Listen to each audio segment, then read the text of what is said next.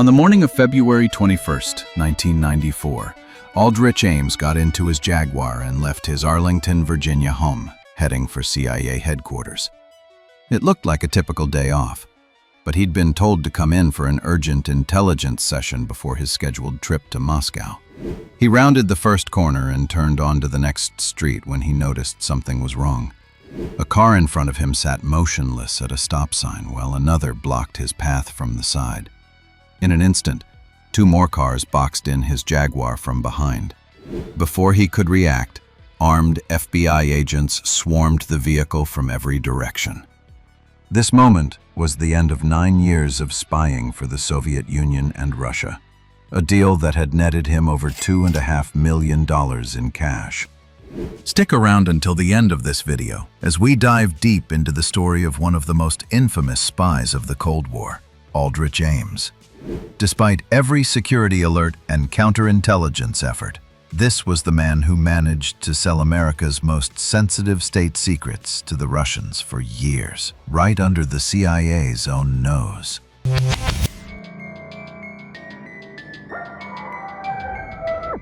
Aldrich Ames was born in Wisconsin in 1941. His father, Carlton Ames, a former university professor, joined the CIA as an analyst in 1952. This job moved the family to Virginia and then to Southeast Asia. However, his father's professional life at the CIA was overshadowed by a serious issue: severe alcoholism. This led to dismal performance reviews and ultimately stalled his career advancement within the agency. This pattern of failure and alcohol abuse would cast a heavy shadow over the life of the young Aldrich. His father's presence in the CIA, however, did pique Ames's interest in politics and international affairs. In 1962, Aldrich Ames joined the CIA as a trainee. During this period, he mostly handled clerical and administrative duties, but his interest and passion for intelligence work were evident from the beginning. He was soon hired as a full-fledged intelligence officer. This marked the start of the path that would lead to his infamy. Contrary to the stereotypical image of the charismatic stellar spy, Ames was strictly average from the start. 5 years after being hired full-time, he earned his bachelor's degree in history from George Washington University and entered the CIA's Professional Officer Training Program. It was during this time that he married his first wife, Nancy Sebars, who was also a CIA officer. His first overseas assignment was in Ankara, the capital of Turkey. His duty was to identify and recruit Soviet intelligence officers. While he did manage to infiltrate a Marxist leftist organization, his final performance evaluation was described as merely satisfactory. His evaluator's report stated that Ames was introverted, lacking interpersonal skills, and had an indifferent attitude toward his work. This negative assessment was a serious blow to his ego and made him seriously consider quitting the agency. This feeling of frustration and worthlessness created the first crack in his professional relationship with the CIA, a crack that would deepen into a vast chasm years later. In 1981, Aldrich Ames accepted another overseas posting and was sent to Mexico City. Ostensibly, his task was clear: identify and recruit Soviet intelligence officers to cooperate with the CIA. But in practice, something entirely different happened. His main target was the KGB counterintelligence chief in Mexico. Yet, instead of attempting to recruit him, Ames established a close, friendly relationship with his Soviet counterparts. Long meetings and excessive alcohol consumption, sometimes stretching into 17-hour drinking binges, became the hallmark of his time in Mexico. This fraternization deepened his cynicism about the Cold War. He no longer saw the Soviet Union as the evil empire, but rather as a power that would only act aggressively if provoked by the United States. His ideological beliefs were collapsing, and so was his personal life. He was mired in a bitter, costly divorce from his first wife. The strain only intensified his drinking. But amid this turmoil, a new acquaintance changed the course of his life forever. He began a relationship with Maria del Rosario Casas Dupuy, a cultural attaché at the Colombian embassy who was working as a CIA informant. Rosario, with her distinct charm, had an insatiable appetite for a lavish lifestyle. Expensive clothes, luxury restaurants, and a taste for the high life were inseparable parts of her personality. Following the finalization of the divorce, Ames not only assumed responsibility for their joint debts, but also committed to paying monthly spousal support to his ex-wife. These financial obligations, coupled with the skyrocketing costs of Rosario's luxurious lifestyle, put Ames under crippling financial strain.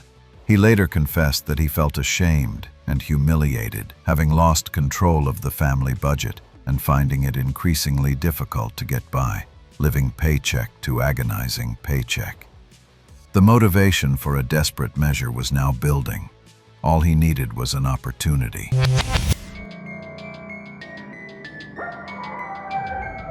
Ames's opportunity arrived swiftly.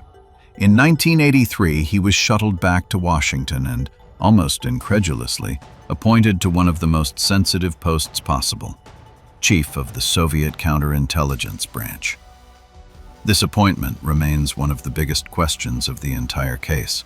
Why did an officer with such a poor track record attain such a key position? The answer lay in the nature of the job itself.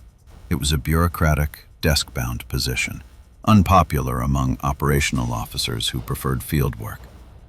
The CIA was simply looking for someone with an analytical bent, and Ames fit the bill. This appointment unlocked a treasure trove of classified information for him. He now had access to the identities of virtually every spy and source the CIA and FBI had within the Soviet intelligence and military structures. Simultaneously, Rosario moved to Washington, and the financial pressure intensified even further. The irresistible combination of a strong financial motive and a unique, unprecedented opportunity finally drove Ames to the point of no return. On April 16, 1985, he took the first step. He was supposed to meet with a Soviet diplomat named Sergei Chuvakin at the Mayflower Hotel, but Chuvakin failed to show. Ames, who had prepared himself for the encounter with several vodka martinis, decided to change his plan. He walked to the nearby Soviet embassy and handed a packet to the receptionist. Inside the first envelope was another, addressed with the operational code name of the KGB chief in Washington, a name known only to the KGB and a tiny handful of people at the CIA and FBI. This ensured the packet would reach its intended recipient. The contents of the second packet revealed the full nature of his betrayal. The names of 2 Russian intelligence officers, a page from a CIA staff directory with Ames's own name highlighted, and finally, a specific demand, $50,000 in cash. 3 weeks later, the phone rang. Chuvakin was on the line, inviting him to the Soviet embassy for a meeting. Aldrich Ames's first intelligence deal had succeeded. He had found a loophole in the system and intended to exploit it for all it was worth. Following that first successful contact, Aldrich Ames's betrayal machine moved with unstoppable velocity. Now directly connected to the KGB, he began methodically and ruthlessly selling the CIA's most sensitive secrets. Initially, he met his handler, Sergei Chuvakin, in public restaurants, exchanging plastic bags full of classified documents for bundles of cash. The volume of information was so great that, according to Ames himself, the KGB at one point asked him to slow down because their small team in Moscow couldn't handle the processing load. On June 13, 1985, he delivered a list of over 20 intelligence sources, dealing a devastating blow to the West's operational structure in the Soviet Union. This information sent a massive shockwave through the U.S. intelligence community. Over the following weeks, that network was dismantled with chilling precision. The identified sources were arrested one by one, interrogated, and ultimately met their inevitable fate with a bullet. One such victim was General Dmitry Polyakov, a senior officer in the Soviet military intelligence, GRU, known by the codename Top Hat. For over 2 decades, Polyakov had provided incredibly valuable intelligence to the U.S., driven not by money, but by a deep ideological hatred of the communist system. Ames's information sent Polyakov directly to the firing squad. Adolf Tolkachev, a senior engineer who had revealed secrets of advanced Soviet radar and missiles, met a similar fate. Ames later callously confessed during his interrogations that he knew these people would be killed, but he never hesitated to sell them out to save himself.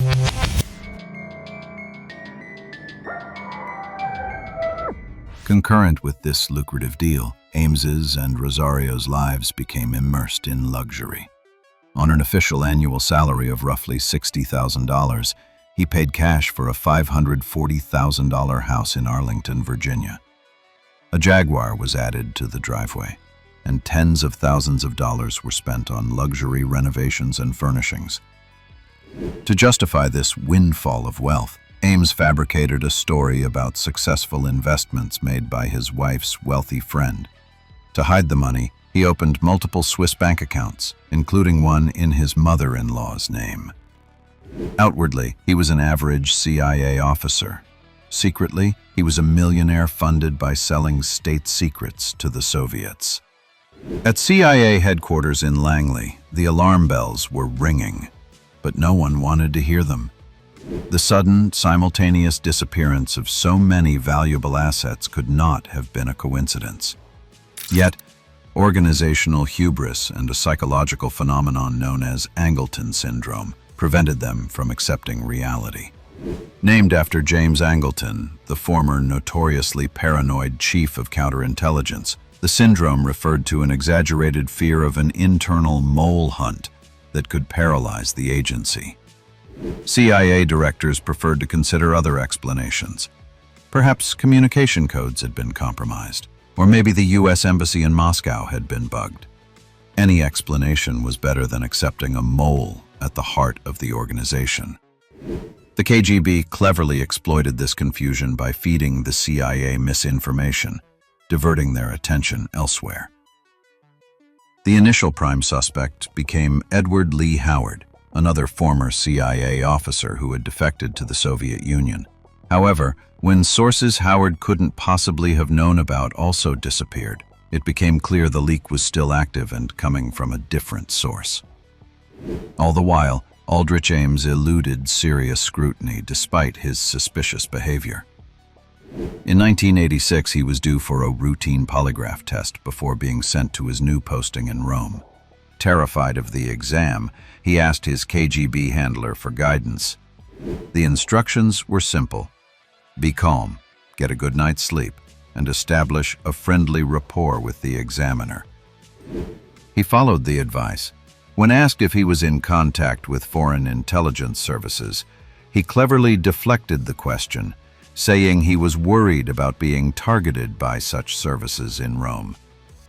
The examiner accepted his answer, and despite the machine indicating signs of deception, Ames was given a passing score.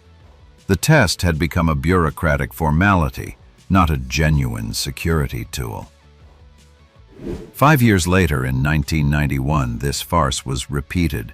This time, the lie detector clearly alerted the examiner in response to questions concerning Ames's wealth. In an incredible bureaucratic disconnect between the investigative team and the polygraph unit, the examiner, unaware of the case's sensitivity, assumed the machine was generating false positives due to stress. He simply told Ames to return in a few days to repeat the test. In the second exam, the crucial questions about money were removed, and Ames easily sailed through the test. Despite these systemic breakdowns, a few individuals at the CIA were determined to find the truth. A small mole-hunting team was formed, led by a dogged female analyst named Jean Vertefoy. They began the painstaking file-by-file review of every single compromised operation, hoping to find a common thread, a clue that would lead them to the traitor. While senior CIA managers were still preoccupied with complex theories and image preservation, The small mole hunting team was searching through mountains of data for a simple pattern. Finally, in August 1992, the determined analyst Sandy Grimes made the crucial discovery. Reviewing Aldrich Ames's financial records, she noticed a suspicious and repeated synchronization. Every time Ames made a substantial cash deposit into his bank accounts, these dates perfectly coincided with his official meetings with Russian diplomat Sergei Chuvakhin. This discovery was the watershed moment of the entire case. The pattern, which had been in plain sight for years, was finally seen. The problem wasn't complex encryption systems. It was the bank account of one of their own senior managers.